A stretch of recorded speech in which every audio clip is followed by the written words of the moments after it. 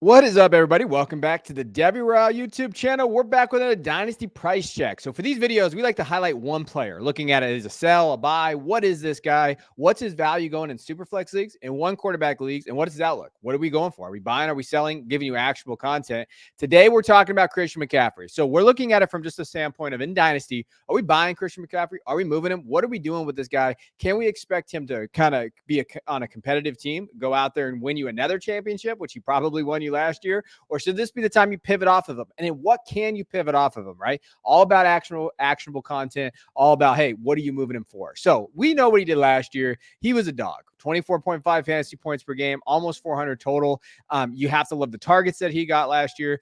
He was running back one in 81% of his games and top 24 every game he played. That dude, you plugged him in, you don't have to worry about that. When you're looking at overall, and shout out Derek Brown from Fantasy Pros for this, second in carries, fourth in targets, first in red zone touches. The dude efficiency metrics were all over the place. You have to love he's just an efficient back. He's one of the best backs in the NFL when he's healthy. I mean, it's bar none. That's what he is. And you have to love that. When you're looking at just plug and play and going. But in Dynasty, when we're talking about this, these guys have shelf lives, right? Like when you're looking at just him at 27 years old, he already is seeing that dip based on his age. And we've seen this. Now, the thing is, though, with his scheme, he is what Shanahan wants. Now, the question is, what happens in that room? I think the 49ers have a lot of question marks, right? I think they are going to go offensive line in the draft. Do they move on from Debo? Is Ayuk going to be gone, right? How does that look? Do they add someone to that running back room? Because right now, there's really no one in there. I like Elijah Mitchell, Jordan Mason, these type of guys, but there's no one in there that can take carries away from Christian McCaffrey. Do they look to limit some of his workload early in the season, right? There's a lot of things that could go on with McCaffrey that, people need to account for. I do think they're going to target a running back in the draft. This running back class isn't very top heavy, but I do think later in the draft, especially with some of their comp picks, they could go after a running back that could possibly eat into his workload. Possibly, right? They are clearly a win now team, though. So they're going to be going for it no matter what. He gives them the best chance to win. So you're still going to see usage there. I'm not that concerned about his usage, even if it dips a little bit. Look at where he finished last year, and you're going to see that you can still plug and play him and really kind of put him in there, right? So even if his usage dips just a little, you're still talking about possibly the running back one in fantasy football, right? Now, when you're looking at his dynasty outlook, let's go through fantasy calcs, just his value. He's pretty much stayed the same all offseason. When you're looking at it during the season, obviously you saw a little bit of a bump. In September, you saw that dip, but then you saw that usage and what he was doing. So you're going to see the big out there. To me, what you're looking at for me in terms of Superflex, in terms of a contender, I think he's worth going out and trying to buy right now. Now, he's extremely hard to buy because it's probably a contender that's doing it. But when you're looking at some of the deals out there for him, and we're just talking about overall, what he's going for. Now, in terms of rankings right now, running back 4 in Keep Trade Cut, running back 2 at Football Guys, running back 4 here at the TDR. So his value is between that range. Now, I'm going to go through a bunch of different trades in Superflex, tight end premium that you could move him for. So CMC for Michael Pittman and Brian Robinson. Again, depending on what you think of Michael Pittman, if you think he can be that low-end wide receiver 1, I get it. But if you're contending and you need a running back, it's not a bad price to pay there, right? As a straight-up draft pick, the 102 is an interesting value piece, right? Marvin Harrison Jr., one of the quarterbacks. This could be the final time to pivot off for that type of value. I don't mind going 102 if you're trying to retool, right? CMC, the 112 for CeeDee Lamb. That's a great deal. Trying to retool, get a top 3 wide receiver. I like that deal on that side. Bryce Young, CMC 105 for Josh Allen. Again, I like the Josh Allen side there, right? And I think if you need that elite quarterback, that QB1 in fantasy, that's fun there. Kyron Williams, CMC for Addison and Breece Hall. I think Breece Hall has a running back 1 possibility. Addison is good in terms of that. I think the Rams could move on from Kyron Williams in terms of giving him that full volume. They're not going to trade him, not going to release him, but they're going to go draft a running back. They always do. CMC and Nico Collins for Alvin Kamara and Amon-Ra St. Brown. Again, I like the CMC side there a little bit, but if you want to pivot to a elite wide receiver, CMC now is the time to do it, right? That's the context I'm trying to help with you.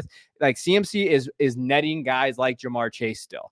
If you compare him and Garrett Wilson for Jamar Chase, maybe you do that, right? I don't love the Najee Harris and Jalen Warren side of this. I kind of like the CMC side here, but maybe you like the Jamar Chase side where you can get that elite asset now.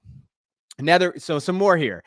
Interesting ones. And I crowdsourced a little bit of these too. CMC for Dalton Kincaid, tied in premium 2 times, right? So 2.0 tied in premium here per catch. Interesting deal there. I think it's fascinating. You're really buying high in the ceiling for Kincaid. I think I lean CMC a little bit there, but I don't hate it. I don't hate it on the other side. CMC and O'Connell for Kyler Murray in the 209. Again, I kind of like the Kyler Murray 209 side, right? With that running back position, I know CMC is a cheat code, but if you think that usage is going to dip a little bit, getting Kyler Murray and that 209 where maybe you can get a running back there might be the way to go. Next deals that you see here, CMC, DJ Moore, and Tillman for Pickens, Pacheco, Mingo in a 106. I lean CMC and more on that side, especially on a contender. CMC 304 for Chain, 205 and 305. CMC straight up for Puka Nacua. CMC for Kyron Williams in a 26 first. I actually like that deal. I know Kyron was pretty close to CMC down the stretch, but if you can get CMC for a first that's 2 years out, that's a hell of a way to go. Go for it now. Then you can still pivot, right? If you don't contend or whatever the case may be, you might not have that 26 first, but you're able to kind of move some other pieces. That might be the route that you go when you're looking at a CMC deal. CMC for the 303 and Olave, Goddard, and a third.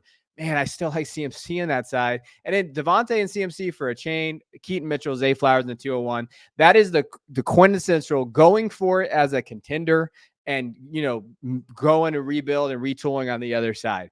A lot of risk still on the chain of Flowers side, right? We don't necessarily know what they are as fantasy pieces. We know when they're healthy, especially Devon, what he can be. But Flowers and those guys, especially with the rumors the Ravens are looking for more wide receiver help, and that tight end friendly system, I give me Devontae and CMC. Let me ride that out, right? I like to win money in dynasty leagues. Trading for proven assets is the way to do that.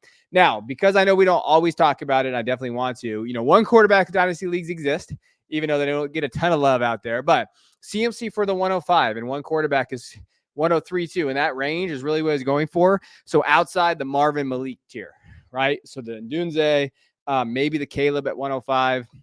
So that is where his tier is at. So I see a kind of a lesser value in one quarterback than you do with Superflex a little bit. CMC in a first for Jonathan Taylor. So actually the first is on CMC side there. I like that side, right? Dallas Goedert, CMC in 302 for Trey McBride, Michael Pittman in 202. I think that's a really, really fun deal there with what you're looking at in terms of value side for both of those sides there.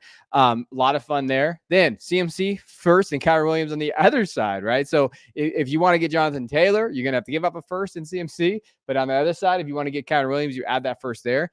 Kyron's not one of those guys I really want to buy. But again, I'd rather have, if I was going to get CMC in that deal, let me give you my 26 first, right?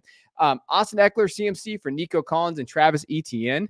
CMC for Quentin Johnson, Devon Chan, and a 205. And then CMC for Tyjae Spears, Tank Dell in the 110. So you still seeing that you're able to kind of pivot off of CMC for some value, right? But like I said, this is probably the last offseason that you're going to be able to do this. So when we're thinking of like, hey, am I going to be able to move CMC for some pieces? Yes, this offseason and possibly in season, if he definitely, goes off again, you're looking at his peak value window right now. I love his skill set. I love the targets, pass catching ability, all of that. That's what we look for. That's why people buy into Eckler and Kamara and stuff late. So he's still going to have that. But when we're talking about elite dynasty outlook value, he probably hit his peak this season. But he's still sitting there, right? When we looked at that dynasty outlook and kind of looked at where he's at, if you take a look there, he's still sitting in that middle ground, right? He's still over that 6K in terms of dynasty value in Superflex. That's okay when you're looking at it from the fantasy calc perspective. And then again, everything's always league-based, but I still think he's worth a buy. If you're out there continuing and going for it, that is the one piece. I know it's not in vogue to buy running backs, but that guy could really set you apart, elevate your roster.